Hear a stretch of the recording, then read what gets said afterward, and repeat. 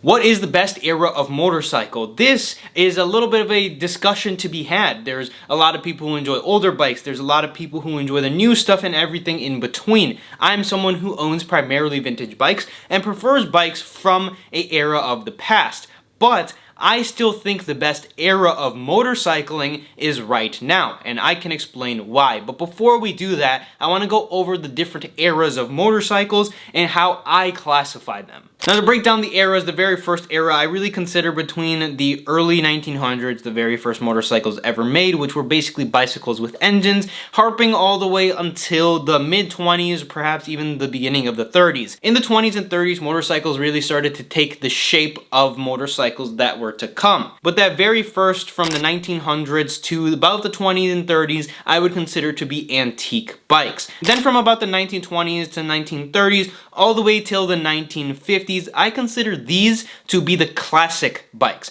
From the 1960s to about the 1980s, this is where the vintage bike really gets its name, in my opinion. Now, vintage and classic go hand in hand. Some people have swapped the definitions, some people don't. I consider classic to be the older versions of the bikes from the 20s, 30s, 40s, 50s, and creeping into the 60s, and the vintage to be 60s, 70s, and very beginning of the 80s bikes. When we're talking about bikes like the RD500, the RC30, those bikes of the 80s, I have a struggle defining what to really call them, but the definition we're going to use for this video is the classic sport bike. Now, from about the mid-90s, when fuel injection started to come into play, ABS, and honestly, Ducati's era and all of these things, I like to consider the neo-classic era. The reason for this is I think a lot of brands from Italy primarily, this is when we saw a big comeback in motorcycles. Bikes like Triumphs that hadn't been seen since the 1970s have finally started to come back. Ducati was really in full swing at this time and started to be the brand we know it today. The neo-classic age is what I would consider these bikes, or you can consider them to be modern classics. And then we start getting into the real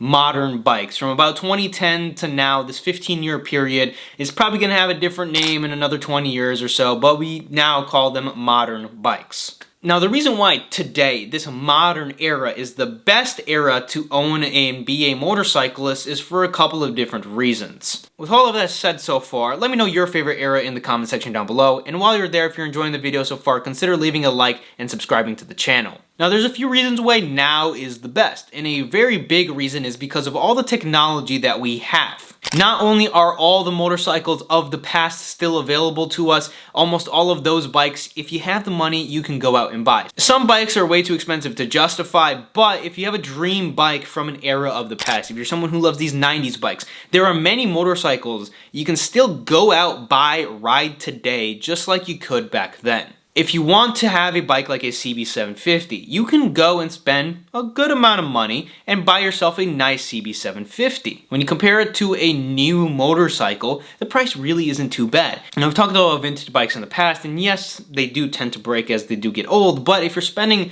upwards towards $10,000 for a bike like that, you can get one in very nice, restored, and updated condition. And that bike should be very reliable for you. If you want to experience a CBX, RC30, if you want to experience a BSA Gold Star, whatever it may be, yes, some of these things are significantly more expensive, but you can experience all of that. But not only that, you can also go and hop on a near 300 horsepower motorcycle, or some of the best touring motorcycles that are available. These modern day bikes, whether you like it or not, are way better to ride than any era of bike. Now, my favorite era of bike is that 80s to early 2000s era. That's a very big, broad answer, but bikes like the RC30, RC51, and R750, the Ducati 916, they're some of my favorite bikes. I don't own a lot of them because they are very expensive and they're hard to find and getting harder and harder to find, but I would say that's my favorite era. I love bikes that have that signature 90s styling. But at the same time, I basically love every era of motorcycles. But you can go out and enjoy nearly any single motorcycle that's out there.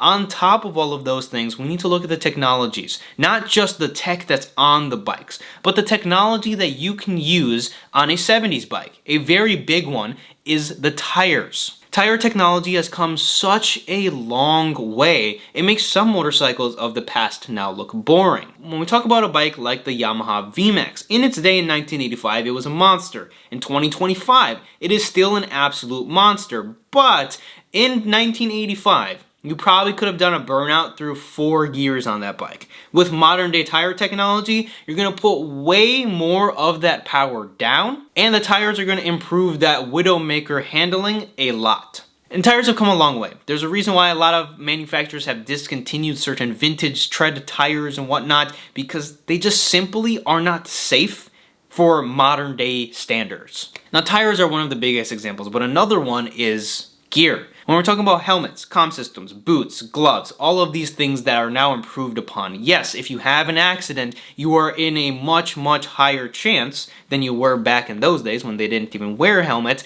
to walk out of the crash and to hop on a bike the very same day. Now, of course, it depends how bad the wreck is, but you're much safer than you were back in the day as far as motorcycle safety goes. The one downside to the modern era is everyone is distracted, and it is a little bit more dangerous than it has in the past with phones, distracted drivers, but I still think the gear and the modern day tires, brakes, and not just to mention those things, but oil. In my recent videos, I've been talking about AMSOIL a lot, but just looking at the oils of the past compared to now, these oils are keeping these engines healthier and running for a lot longer than they were back then. Not only are they lasting longer, but you can push more horsepower out of them, and the tuning for these bikes are way better than they were in the past. When we're talking about horsepower and making bikes go faster, you can make these older bikes go a lot faster with modern day technology. I still think all of the fun with the old bike still exists now. You just need to know where to find it. Those are a couple of the reasons why I think this modern era is the best era to enjoy a motorcycle. At the end of the day, I think if you like bikes, just go out and ride, and you shouldn't be concerning yourself from the day to day, but I think it's a fun discussion to have. Let me know your guys' favorite era and what you think about the point that I bring up in this video. As always, that's all I have for this one.